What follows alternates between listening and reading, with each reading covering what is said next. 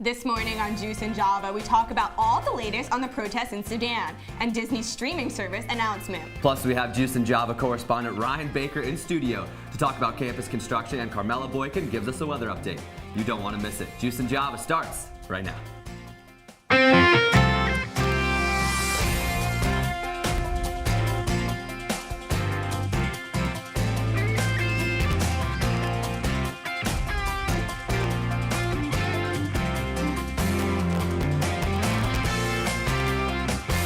Good morning, and thanks for starting your morning with us. I'm Zach Allen. And I'm Lilia Wood. Let's kick things off with your morning brew. All your top headlines from this week.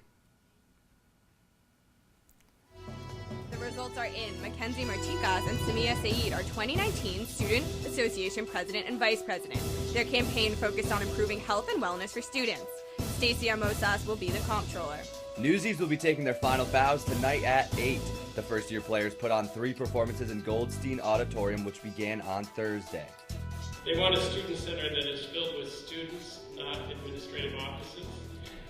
They want a student center that's a space for students to connect with each other across all parts of the campus, but to connect with each other in the way students connect today. Shine innovations are on the way. On Tuesday, a ceremony was held to reveal the latest plans and put them on display.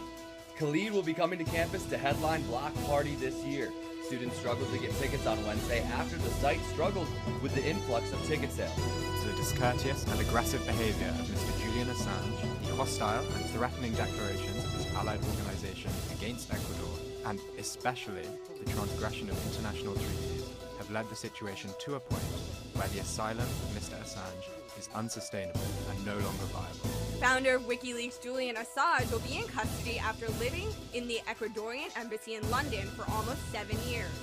I'd like to congratulate Bibi Netanyahu. It looks like that race has been won by him. It may be a little early, but I'm hearing he's won it and won it in good fashion. So he's been a great ally and he's a friend. I'd like to congratulate him. That was a well thought out race. Prime Minister Benjamin Netanyahu will have a 5th term in office. Netanyahu won a close election on Tuesday night over challenger Benny Gantz. This has been your Morning Brew. And now let's delve deeper into this week's stories with the Squeeze. Protests in Sudan show no signs of stopping anytime soon. The protests that began in December are continuing even after President Omar al-Bashir was deposed in a military coup on Thursday. Al-Bashir will now be prosecuted for crimes related to Sudanese military actions. After he was ousted, the military declared a state of emergency and said that they would stay in power for 2 years before any elections are held. Although al-Bashir is no longer in power, there is still widespread disapproval over the state of the government. Protesters and organizations against the current military council are demanding that a civilian transitional government be formed instead. Now, Zach, it was reported that this morning 16 people have already died from this, and it's not over. They're trying to fight for their lives on the streets, as you can see. Yeah, and these protests started back in December of 2018. And they came about because the economic conditions in Sudan are bad, and the living conditions across all forms and all levels of society are terrible. And well, I mean, this is in Africa, not That's everybody. Good to mention. Not everybody knows, but just south of Sudan is Libya, which is also in political unrest. So while people may complain and here in the United States and say how bad things are, this is kind of just a good perspective for us that things could be worse. You know, we don't have people dying. And it is worse over there. Exactly. And then back here in the United States, President Trump's ban on transgender people serving in the military is now in effect. The ban does not explicitly state that transgender people can't serve in the military. Rather, it states that people can only serve as the biological sex that they were assigned to at birth. Anybody who has transitioned will not be allowed to serve. Soldiers who came out as transgender between 2016 and yesterday will be able to continue to serve under the grandfather clause. Controversy continues to surround the ban, and as of today, there are 4 lawsuits against it. This doesn't make much sense to me. I mean, if you are willing to serve our country and you are physically able to, I don't see what the problem is here. Well, this has been on Trump's agenda from the beginning, so it was only a matter of time until something did happen. And, you know, he announced it this time last year on Twitter. Part of the struggle was with transgender people. There's testing for being in the military. There's male times, there's female times. And so they were kind of unsure what to do with that. But I figure if they can complete the mail times or whatever, then they should be able to serve. It's going to be interesting to see what they do with the lawsuits, too. And now, your dreams can be streamed. Disney has announced the details of their new streaming service, Disney+. Disney has been working to create the service for some time and is only announcing the specifics now. The streaming service will include classic Disney movies and TV shows, as well as acquisitions from Star Wars and Marvel. The service will also offer Disney+ exclusive content. The service will be offered for just short of $7 a month, noticeably less than other services like Netflix, whose most popular plan is $13 a month. Disney Plus will be available in the United States on November 12th and to the rest of the world within the next 2 years. And Lilia, I know you are just ecstatic about this. I am, but I do have mixed feelings about it. Now they're going to take everything off of, I already have Amazon Prime, I already have Netflix and Hulu. Like, it's just another thing that you have to add to it. But I feel like you can cut one thing out now. I'm personally conflicted because they're going to take off Marvel and they're going to take off Star Wars, and those are great movies. And what about great... the throwback movies? What you were saying before was like, I don't watch those. I mean, High School Musical? That's not my thing. But what about the audiences? You were asking what audience does it target? Exactly. I don't know. I mean, I don't know exactly who's going to be wanting to buy this, but I think if you had to cut one, Hulu's going to be the one that loses out because of this. I agree. The ads. And in retail news, the popular clothing company Charlotte Russe is reopening 100 U.S. locations. In February, the company filed for bankruptcy and planned to close over 90 locations. Now they are rejuvenating their online shopping experience with no official reopening date. But while Charlotte Russe reopens stores, another popular household store, Bed Bath & Beyond, is closing over 40 stores. This comes after the company's fourth quarter call with financial analysts, which held mixed results. According to the global marketing research firm Coresight Research, retail stores are having a rough year with over 6,000 stores slated to close. Jeff Bezos, this one's on you. Yeah, it's Amazon.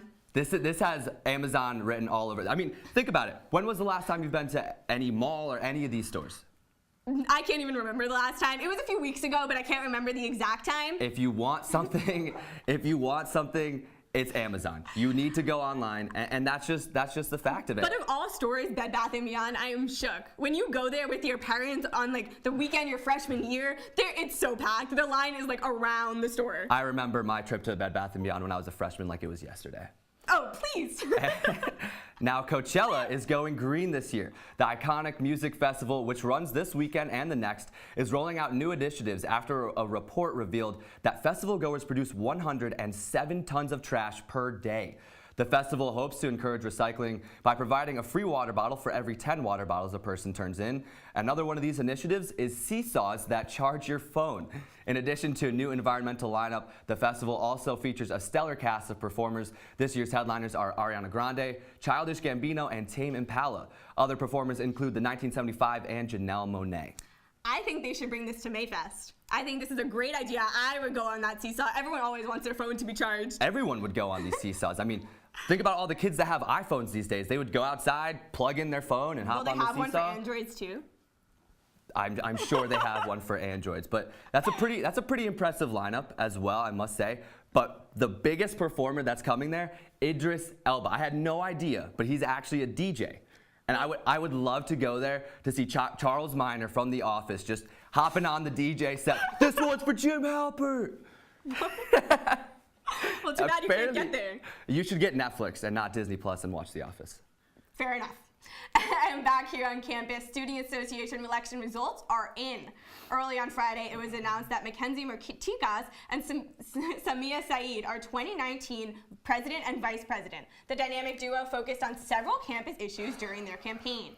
One focus area was the health and wellness for students. The SA comptroller race was tight, with only a 99-vote margin in favor of Stacey Omosa. One of the comptroller campaigns, Eduardo Gomez, was suspended within 20 minutes of vote closing after someone connected to the campaign slander as an opponent. Martikas and Samia Saeed celebrated their win with current SA President Gufran Salih and Vice President Kyle Rosenblum. Yeah, there's just a lot of unexpected controversy that went on with this. And you said one of the PR girls. So one of the PR people, they were on Instagram throughout the entire evening, and when the slander allegations came through, they were posting about it, and it kind of it was too soon, and like they didn't know exactly all the facts. It was slander, but it was kind of like too soon. And it was more than just too soon because she was dropping cuss words and calling people names, and the eyes have been on SA ever since, in these past couple of months. So it's tough to see that look for them. And coming up after the break, Juice and Java correspondent Carmella Boykin is in studio to keep us updated on the weather in Syracuse. Stay with us. Leaving hot coals improperly extinguished can cause a wildfire. Hey guys, it's Smokey! It looks as if Smokey is going to use the drown, stir, drown and feel technique. After the first drown, a good start. Next, another drink. And finally, a close feel. Is it cool? Okay. Yeah. Hey, Smokey, catch! Oh, my bad, Smokey. Only you can prevent wildfires.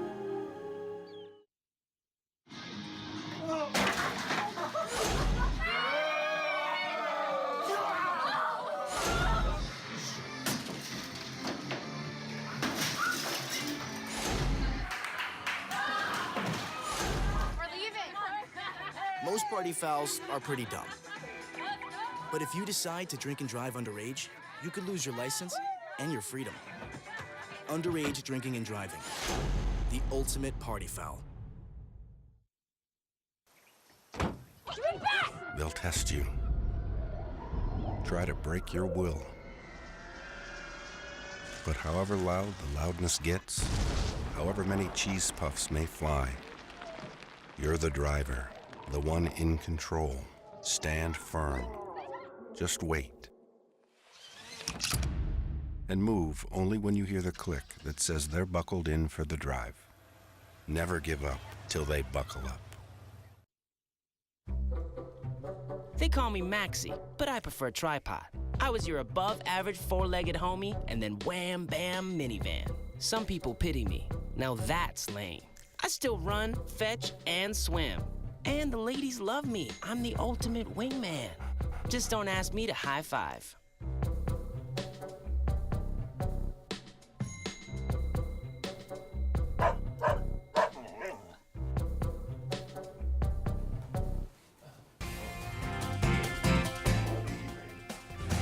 Welcome back to Juice and Java. Today we have correspondent Carmella in studio with the weather. Carmella?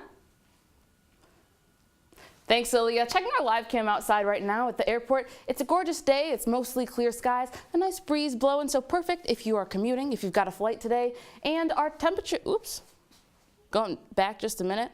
Wait, there we go. All right, our temperatures right now are resting at 61 degrees. Like I said, we've got mostly clear skies. Winds are right around 13 miles per hour, so not still air, but keeping the wind nice and flowing. And then if you're making a commute across the state, the warmest is here in Syracuse. So if you're headed over to Rochester, where it's the coolest at 55, you might want a windbreaker. Other temps are resting right around 55 for Rome, Fulton, as well as Penn Yan.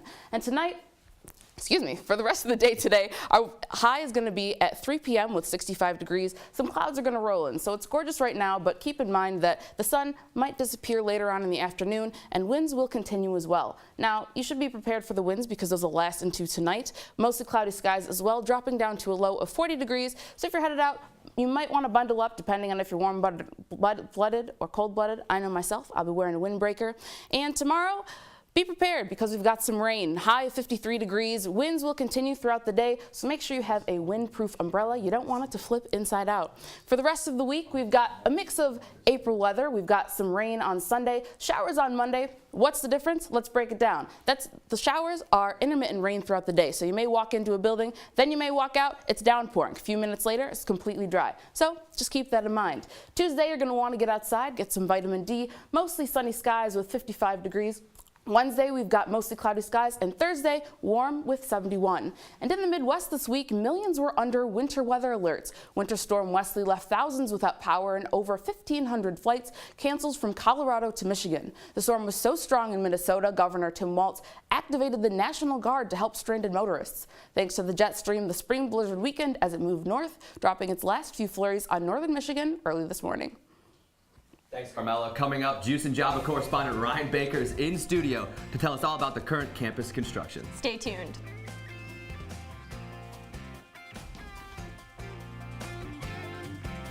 Patriotism. It inspires passionate debate. It's worn like a badge of honor with good reason. because it means love and devotion for one's country. But what really makes up this country of ours? It's the people.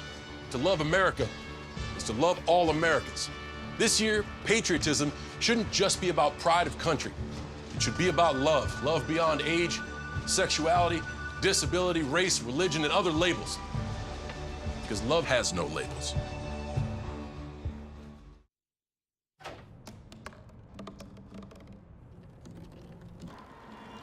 Everybody has a dream.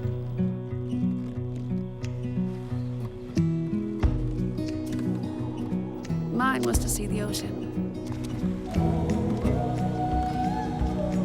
And with a little help, I made it.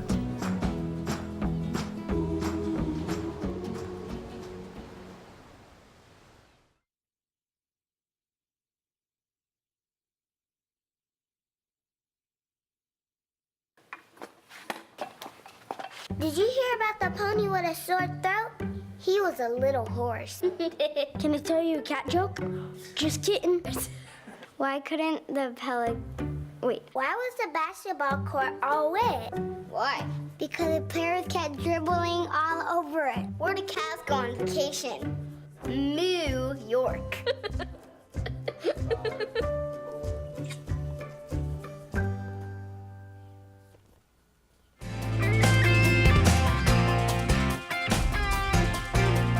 Welcome back to Juice and Java. We are joined by correspondent Ryan Baker in studio to update us with the latest on-campus renovations. Thanks for being here, Ryan. Of course, so happy to be here. Now let's begin with the Shine Student Center. So what can we expect to see with this massive update to this building? Yeah, so as you've probably heard, Shine is being completely redone and construction will begin in May. The ceremony on Tuesday held by the Chancellor, Kent Severud, spoke and he unveiled the plan for the new Student Center. A member of the Board of Trustees said one of the biggest things from input with students was that they wanted a whole new dining experience, and so that's exactly what they're giving them. So Kimmel is actually going to be open all day long. It's going to open at 11 o'clock. Dunkin' Donuts is going to open at 7:30 in the morning, so if you want to get your coffee before class, you'll still have that option. I know, big fan of the quesadillas at Kimmel, right? Yes, so the quesadillas are going to go there. Yeah, you'll be able to get a quesadilla at 11 o'clock in the morning. Oh, okay. Brilliant. But I mean, that's kind of needed because the dining center at Shine is going to be completely eliminated for at least by August of 2020 is when kind of Shine is expected to be done. And there's going to be 8,600 square feet added to Shine for event spaces. Oh, that's awesome. Outdoor terrace, which I wonder what that's going to be used for. Yeah. So I think we're seeing a lot there, yeah. But other than this, I also know that the Carrier Dome is having over $100 million into updating it. So where is that money going towards? That's right. Actually, $118 million going into the Carrier Dome. It won't be affecting the football season, basketball season, or lacrosse season, so we don't have to worry about that. But improvements will include a vertically hung scoreboard. So that's going to be right in the middle, new lighting, new sound installments, and I think most importantly, air conditioning. Oh, that's huge. Will there be new seats though? Because I'm tired of sitting on the concrete. I know. I believe that was in the talks. I'm not sure if it's actually going to happen. Okay. I know it's pretty expensive, but I would love to see that. The other thing I would love to see is Archibald finally be finished. I loved Archibald back when it was here my freshman, sophomore year. What can you tell me about the construction there? Yeah, so Archibald is actually still set to be completed by fall of 2019, believe it or not. Right, I'm not sure. With course. what we see, I don't know how that's going to be done so quickly, but that is the plan. You can view live construction updates online and on the Syracuse University website, which is really cool. Building A is significantly complete. Building B is ongoing plumbing and mechanical. And then Building C, steel installation, is also almost complete too. So it's coming along. It's coming along. I'm excited for it. Yeah. Thank you so much, Ryan. Of course, of course. And then coming up on Juice and Java, senior correspondent Gabrielle Caracciolo tells us all about the annual kitten season. We'll be right back.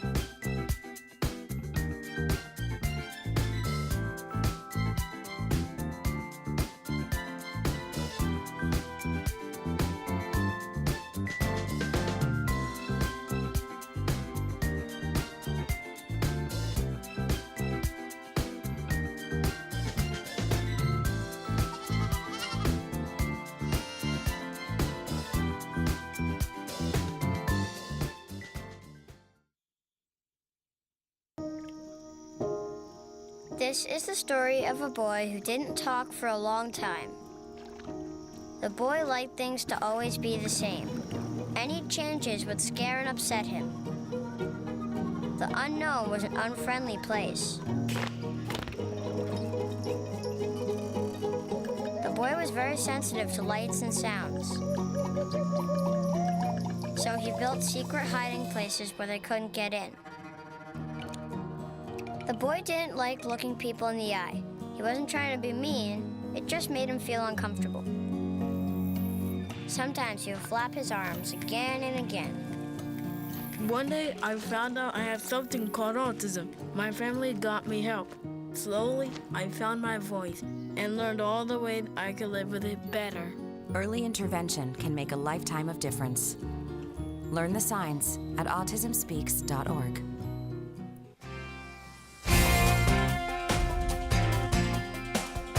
Welcome back to Juice and Java. As the seasons change here in central New York, humans aren't the only ones enjoying the warmer weather. That's for sure. Juice and Java morning correspondent Gabrielle Caracciolo found out what the change in temperature means for a popular pet.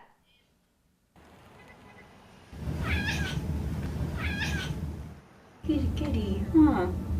It's a nice kitty.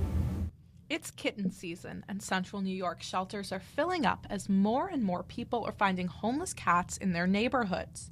Courtney Ann Brewster says that's because the warmer weather means it's mating time. There's going to be an explosion of kittens. In her role as president of CNY Cat Coalition, she works to help find those kittens' families. Don't hold tail. But what you should do if you start to see these homeless pets is reach out to local shelters or nonprofits like CNY Cat Coalition. We spread the word about kittens that are in need to our foster homes and see if anyone's able to take them. And when they aren't at foster homes, the kittens are taken to local adoption centers like this Petco, where people can come in to play with them and fill out adoption applications. Oh, she wants her belly rubbed. This is Dixie. She's been here for a few days. If she isn't adopted within 3 weeks, she'll go back to her foster home. I thought you wanted to pet her. Huh? For those who are hesitant about petting or adopting, fostering is another option. You have them on a daily basis, you feed them, you love them, you get them ready to be adopted. And whether you are adopting, fostering, or just looking to get the homeless kittens off the street, Courtney says everyone needs to understand the importance of spaying and neutering their pets. It's the only way to help curb the huge problem we have here in central New York of unwanted and homeless animals on our streets. In order to raise money for their efforts, the CNY Cat Coalition is hosting their annual giant indoor garage sale at St. Paul's Methodist Church until 3 p.m. today. And coming up, we talk about some of the craziest stories in the news this week. Stay tuned. I see you mobbing over her. Let's go. Let's mob. Let's crawl. Let's crawl. Let's crawl. Hey, yo, we mobbing. Come on, girl. Let's crawl. Hey, yo, let's crawl. Hey, yo, let's crawl. Hey, let's crawl. Hey, yo, let's crawl. Here we go. We're gonna go out there in the rain. You're gonna get wet. All right, here we go. Go,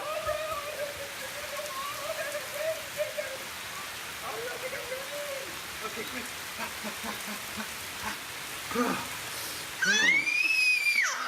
Oh yeah, yes. So much fun. Mwah. Yeah, we're getting so wet. Oh,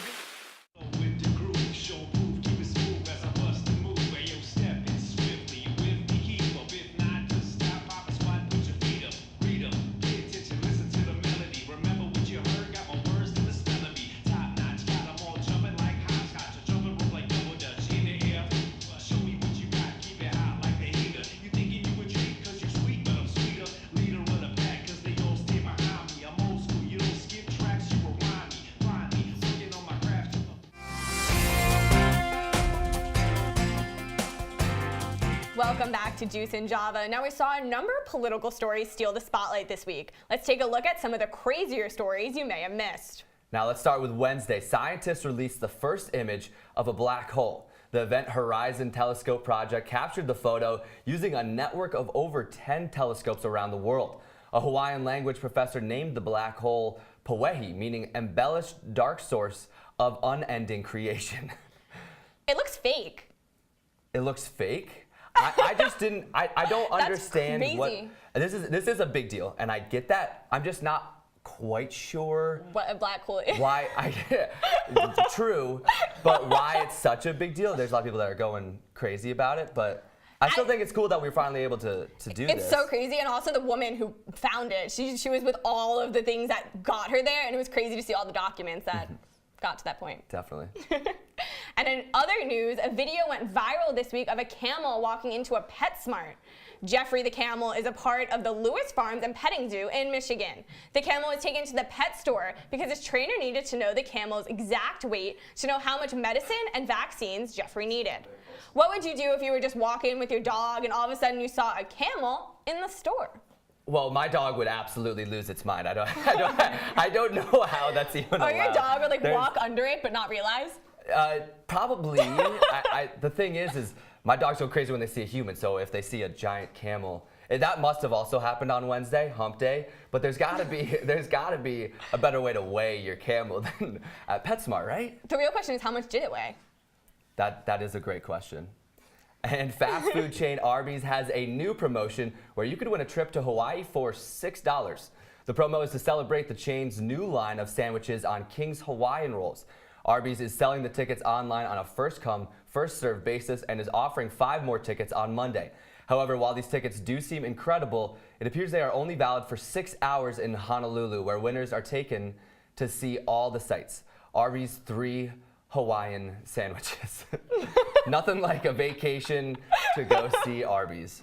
Yeah, who thought of this? I don't know. It's kind of genius, but also incredibly strange. But it gets you Very to Hawaii, so you get there. I mean, do you want to visit all the Arby's when you're there? If it means a trip to Hawaii for $6, of course I'm going to do it. I've never once eaten at Arby's. I don't know about you. Me neither. No, I have know no the interest. logo, but that's about it. Their commercials are definitely kind of strange, and whoever's running their marketing and campaign department, kudos to you, because this makes no sense, but yet here we are talking about Arby's on a Saturday morning. There we go. And that's all the time we have for you this morning, but do have a few minutes to talk about Zach. It is your last show. It is my last show. I've spent 2.5 years here at Juice and Java, and I actually took a tour of Citrus when I was a prospective student, and I came in and I saw a show Saturday morning, and I told my mom, I'm going to host that show someday. I want to be one of those people. I had no idea it was Juice and Java. I didn't really remember that story until this morning when my mom texted me that, but here I am hosting, and it's just been... You went from the Bachelor reporter to all the way up here. Somehow people find me serious now, and it's just such a great crew down here, and everyone here works hard. They're here late at night. We're here early in the morning. We put in a lot of time, and it's just been an awesome time being here and hosting with you guys, and just getting to grow and have fun coming in on Saturday mornings. So we're gonna miss you so much. It's been a great time, and I'll definitely miss having Juice and Java in the morning. Make sure to follow Citrus TV on Twitter and Citrus TV News, and check us out on our website. I'm Lilia Wood. And I'm Zach Allen. Have a great weekend, Syracuse.